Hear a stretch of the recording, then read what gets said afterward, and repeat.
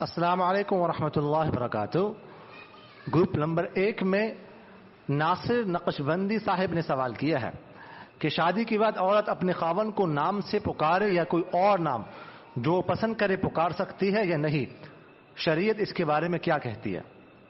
देखें, औरत के लिए बेहतर ये है, बीवी के लिए बेहतर ये है कि अपने खावन को नाम से ना पुकारे, किसी और लक़ब से पुकारे। मसलन किसी का शौहर डॉक्टर है तो उसे डॉक्टर साहब कह के पुकारे, और किसी के शौहर प्रोफेसर है तो प्रोफेसर साहब से कह के पुकारे, किसी के शौहर आलिम है मौलाना साहब कहकर पुकारे, किसी के शौहर मुफ्ती है मुफ्ती साहब कह के पुकारे, कोई किसी के शौहर क्लर्क है उसको बाबू कह के पुकारे।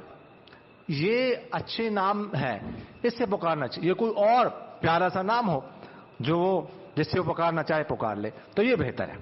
अगर नाम से पुकारे तो इसमें भी कोई नाजायज गुनाह नहीं है, लेकिन बेहतर नहीं है, नाम नहीं लेना चाहिए, किसी और अच्छे नाम से जो है ना वो शौहर को पुकारना चाहिए, शौहर का नाम लेना चाहिए। जज़ाकुमुल्लाह खैर।